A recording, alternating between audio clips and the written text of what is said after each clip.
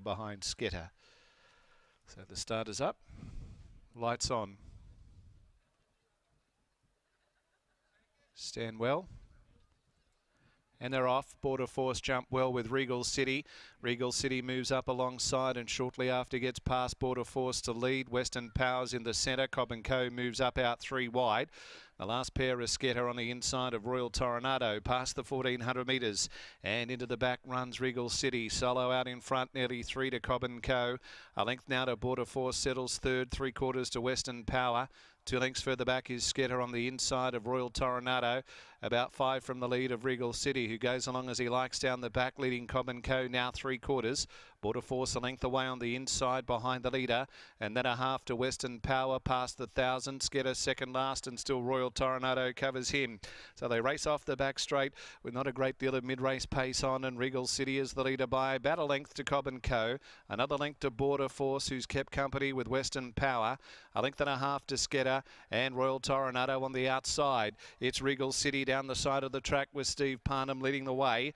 Going up on the outside, Cobb & Co. and a length and a half to Border Force with Western Power. Getting to the outside now is Royal Toronado with Clint Johnston Porter, and Sketter sees them all. 4:50 left to run. Regal City, and on the outside is Cobb & Co. 3 wide Western Power. Royal Toronado letting down with his run now. Border Force has run up behind them looking for an out. Sketter is the last one. Down towards the 200. Western Power went up with Royal Toronado to go to the lead. Border Force just in behind them now, getting to third from Cobb & Co. Down at the 100, Western Power is fending out Royal Toronado and Border Force, and Western Power is electric.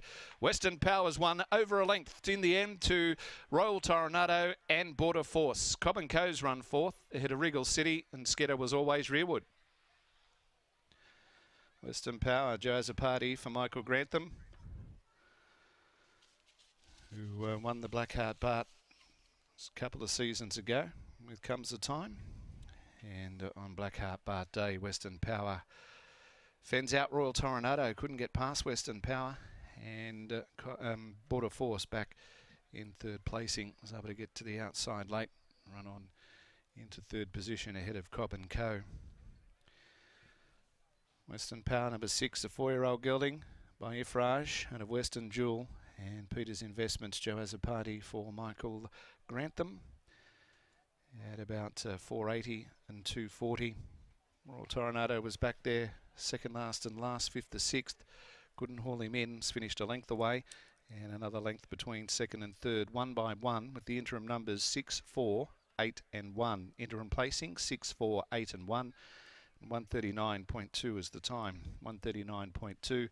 No sectional. The length by a length 6, 4, 8 and 1. Western Power over Royal Toronado. Clint Johnston Porter for Grant Alana Williams, and Border Force Keshore Duran for Sean and Jake Casey. So Western Power winning by a length as we go down to Lockie down in the mounting yard after race number 5.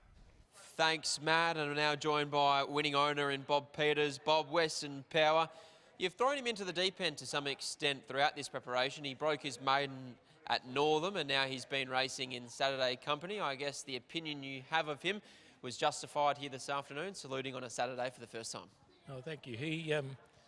He's been a work in progress. He's exactly the same as the rest of the family. They don't like it when the speed comes off, and they seem to throw their head around and get into all sorts of trouble, and it took us a long time with each of the others to get them to do it. But Michael has been putting a lot of work into getting him to settle, and today was the best he's ever been at settling, and he proved to us that he may have a future. You speak of the family and their reluctance to settle in races. Is that perhaps why you've brought him to a Saturday and raced him against better horses? Because generally speaking, they appear to roll along a little more in front than they do in the midweeks. Yeah, that was the idea. There was no point in putting him with a slowly run race, or when the race starts over, okay, and then they put the brakes on, he just loses it, or he did.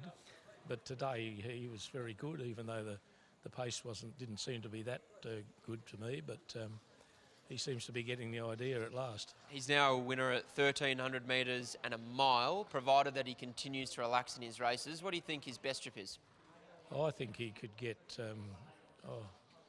probably up to 2,000, around that. I think that's his best hope for the future. Speaking of best trips, Frigid in the Blackheart Bart Stakes. She's 1,300 back to 1,200. Is that short of her best? What are your expectations of her, knowing that she has performed out over a mile and beyond?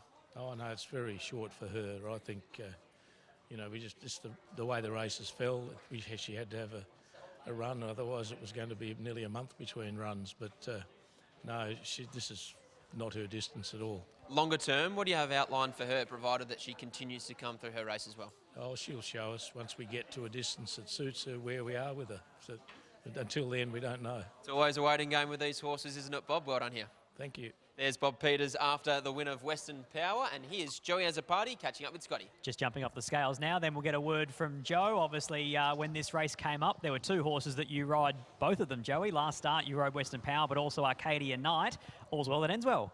Yeah, exactly right. I was a little bit unsure when the weights come out which one to ride, but I think this bloke's got a lot more upside, and once he figures it out, he's going to keep improving. Obviously, races in the earmuffs, and settling has always been his issue. Yeah, we had the Norton bit on today, and that's the best he's ever settled. Well, I only rode him last start, and it's a really good run considering how hard he pulled, but today he travelled strong for the first furlong, and then once everyone found their spot, he switched off really nice, and he finished off accordingly. Well, we're saying that maybe 2,000 metres in time will probably be a nice trip for him, but until then, he probably still needs to learn a bit.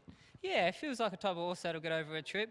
I think today, the way he switched off was quite surprising. I think he'll definitely get a trip down the track. Aztec Rules, a nice pickup. Yeah, it is. His trial looked really good. I was happy with the way it looked, and he's trying to get a sweet run, so a bit of luck will be there. Congratulations. Thanks, mate.